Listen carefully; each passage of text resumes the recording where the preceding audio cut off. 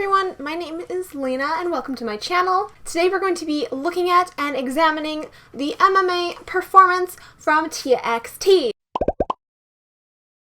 I'm going to be breaking everything down today and telling you exactly what happened and my theories for basically the future and also just like what was happening, because a lot of it is up to interpretation. So let's take a look at it real fast. So this starts with the intro, which is Yeonjun. He's in the library, it's nighttime, and this actually sets up Yeonjun's character. I've mentioned before that the intro videos were kind of like a setup for these characters. Yeonjun is a bit of a rebellious kid. He was probably skipping classes in the intro videos. This comes back into play. He's a rebellious kid. He's in the library at night. This is a parallel to Harry Potter. This is nothing new in the TXT universe for magic. It's been referencing Harry Potter so much. But this is really exciting because this is actually the foundation for what I'm basing my theory off. So in Harry Potter and the Philosopher's Stone, Harry is in the restricted section looking for information on specifically the Philosopher's Stone. Yeonjun, just like Harry, pulls a book that captures his attention off of the bookshelf. And when Harry opens it up, it comes out, it screams at him, it's a cursed book. Yeonjun does the same thing. He opens up this book, but it doesn't scream at him. But I do think it is cursed. Firstly, immediately they reference another Harry Potter thing that's happening. It's the Horcrux that Harry finds in Chamber of Secrets, where writing appears in the book. This is exactly what's happening with what Yeonjun takes off the shelf too. It's a book, and it's got writing appearing on it. I think opening this book was a bad decision.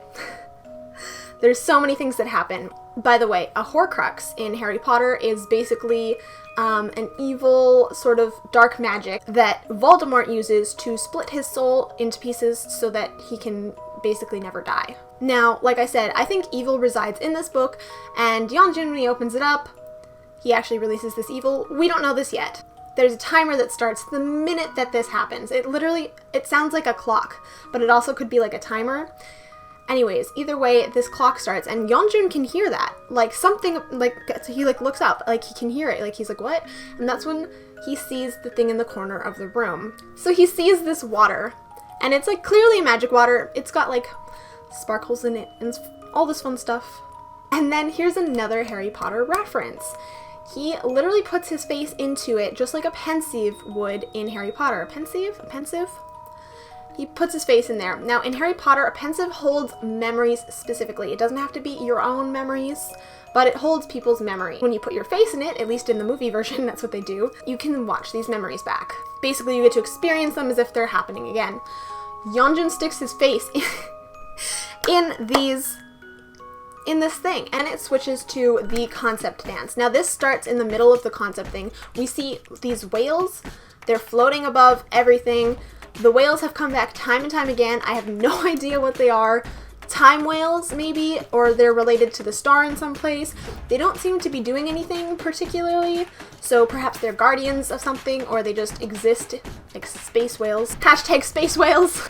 And then they do the concept video. Once again, like I said, it starts from Yeonjun's part in the water. He just stuck his face in water, so it makes sense.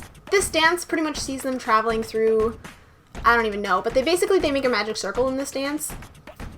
And I think that's really telling because that's what's happening. I'll get into that in a little bit. Immediately after this, they go into New Rules. New Rules is also their history. It's literally a song about like breaking the rules and doing your own thing and just like, really, just read the lyrics, honestly.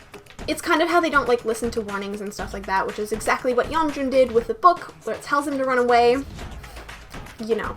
And I have an explanation for as to why the book tells him that as well, but I'll get to that a little bit later.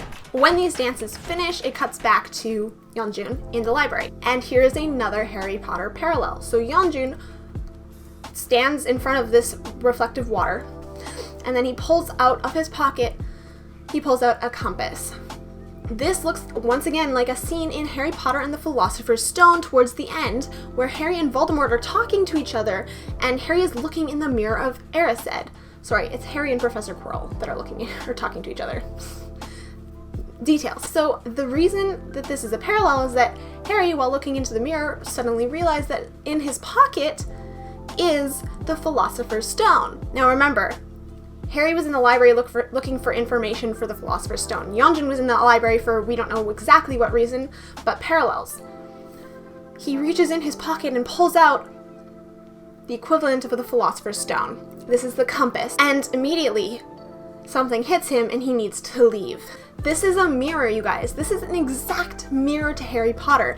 And believe it or not, I think that a lot of TXT's themes have to focus on mirrors. In Harry Potter, the mirror of Erised that he's looking into, I know, mirrors, right? Dumbledore explains that the rules to get the stone is that he wants to find the stone, but not use it. I don't know if that's the case for Yeonjun. I think he might need the stone for something, or the stone might need him, and maybe he doesn't have any intention to use it, but like Harry, he ended up kind of using it anyways. Basically, I think the compass will actually have a slightly different function than it did in Harry Potter, and mainly because the idea is a little bit different. They're not going to take the story of Harry Potter and exactly mimic it. Like, that's not making a new story. But I think that the idea is still there, so keep that in your head. We then see some close-ups of basically all of his friends. So we have a close-up of Subin, who can hear, once again, that same ticking noise, the clock ticking noise, and he looks up. And this continues throughout all of them, okay? That ticking noise is just always present. Taehyun has a light shone in his eye. Someone runs into Pyeonggi's shoulder, and Kai looks up at a statue with wings. If you guys know anything about the TXT universe, you know that this is referencing all of their pains. It was the same in the Nap of a Star music video. They've done it in various pictures, concept pictures, all sorts of things. The TU photo cards in the albums, they all have these exact places. And for Yeonjun, it's actually his throat. For Kai, it's actually his heart. We'll get into that in maybe another video, to be honest. But it's a consistent thing that's happening. These events, for some reason, prompt each of these people to run to a specific location, almost as if they have like a pull, like something's pulling them to it. The compass, the Philosopher's Stone, literally brings all of them together. And possibly for the first time in a while, since the memory thing, it's kind of weird, like Yeonjun was remembering his friends in the pensieve, and that's when he pulls out the compass stone thing. Notably in the scene when everyone comes together, everyone is wearing white except for Yeonjun, who's wearing black. Why? Remember, he opened up that book, right? That book was cursed. We don't see it yet, but that's what happened. It's very visual, showing that Yeonjun is cursed at this point. He has no idea. So Yeonjun pulls at the compass, it shines, and then a summoning circle is formed, and we hear Morse code at this point. It says together. So them being together is what started that whole magic thing. The magic in the Philosopher's Stone, in this compass, needed to be activated by all of them being together. I'm not entirely sure what this like summons for them. It could give them the ability to use magic in the first place. It could be anything that we don't actually see yet. So it'll come back at another point. It seems to be a very major focal point for the story, so. And then Runaway begins to play. In Runaway, basically, they're enjoying magic without consequences, but their fun comes at a cost that they don't know about yet. And here's where the consequences from that book come back again, specifically on Yeonjun. We see this post-dance break. There's like this like whole scene with the shadows. They called it the shadow sequence or something like that when they posted it. Keeping in mind that BTS, their next album is most likely going to be called Shadow. Okay, but like, first we see the clock. And this clock says 5:54. This is the same time that it happened in Magic Island. I don't know what the significance of this is yet, but I'm sure that this clock time will come back around several times. The last time that we saw a clock, it had to do with Yeonjun's birthday, which had to do with astrology, which is another major theme in TXT that we don't necessarily have the answers for quite yet. I have a possible theory, but I'm going to make a video about that later. So by the way, make sure that you are subscribed with your notifications on so that you know when I release a new theory video. So in this shadow sequence, they get on a train and end up in class. There's like shadow train things happening. It's pretty cool, actually. But here's where everything changes. This is where Yeonjun's curse comes into effect. He grows horns. We've seen this before. This is the same as in Nap of a Star. It's a parallel to that. It's a mirror, right? Here's what I think he released when he opened his book.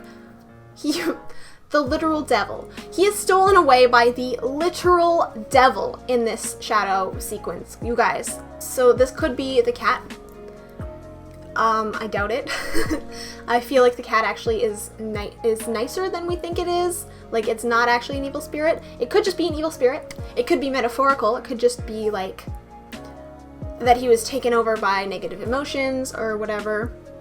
Or they could actually be literally fighting demons. It could be the demons of your own mind, but it also could be like literal demons.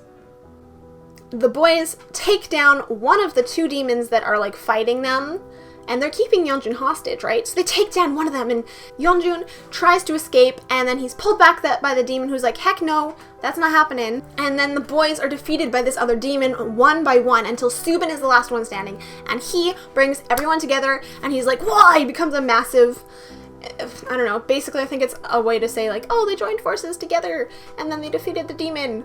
I don't think he actually turned into a giant Subin, but that would be pretty funny to see, I'm not gonna lie. Anyways, he fights off the demon, he wins, the demon goes, ah, and it leaves Yeonjun behind, who once again, according to the thoughts that we've seen in the Crown era, in like some of the VCRs that we've seen, in Nap of a Star, he thinks that him having horns makes him a monster. This leads into, can't we just leave the monster alive?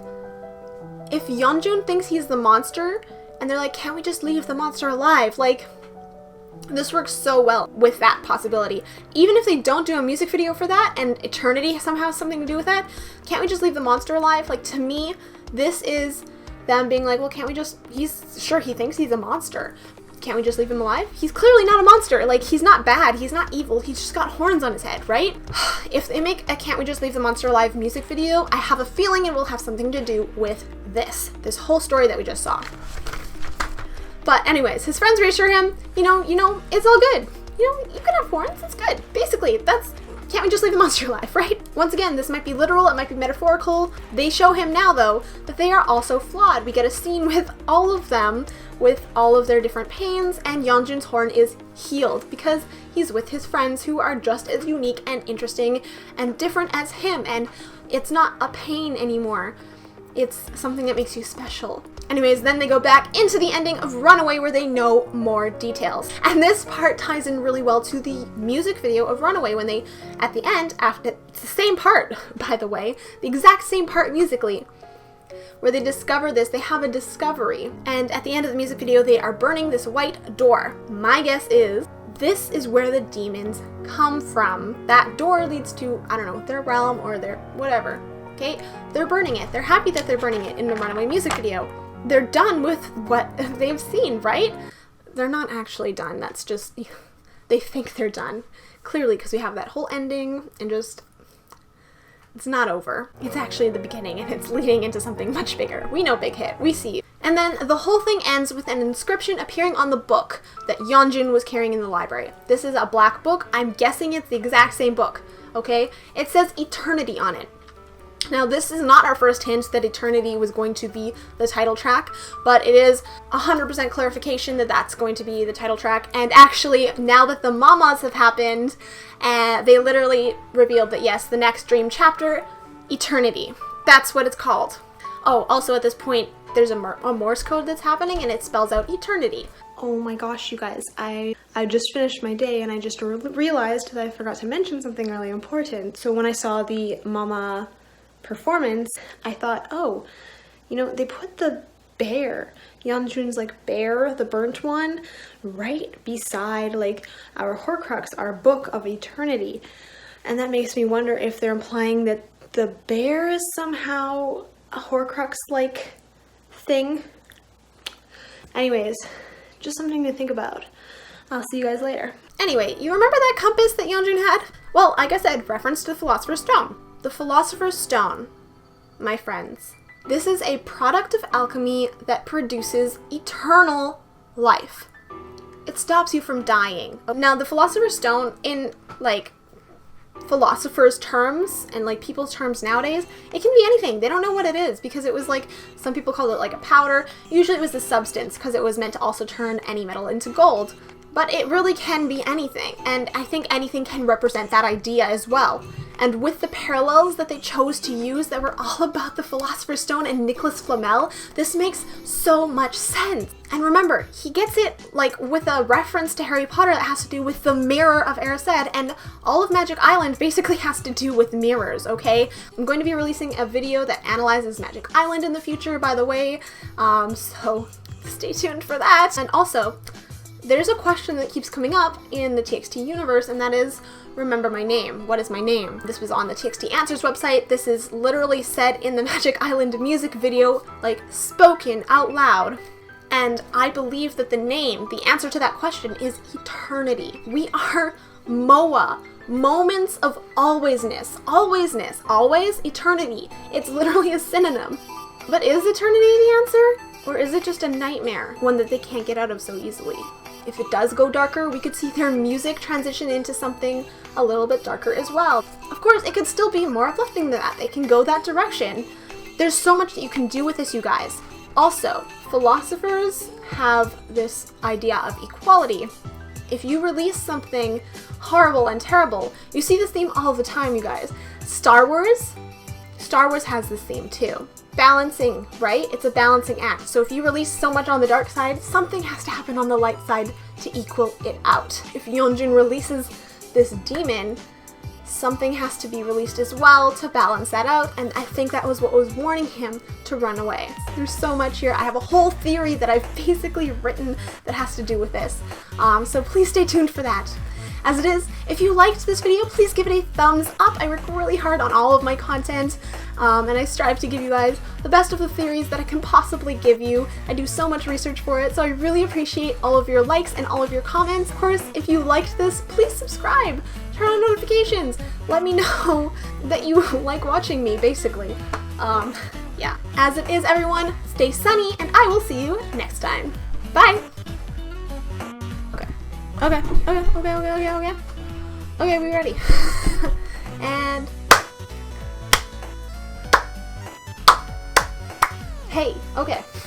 Firstly, immediately they reference another Harry Potter thing that's happening. It's and then Runaway begins to play. Sorry, I should not clap while they're doing it. Like, you know, it could be the demons. The guy's like, Halleck. Sorry, I was gonna swear.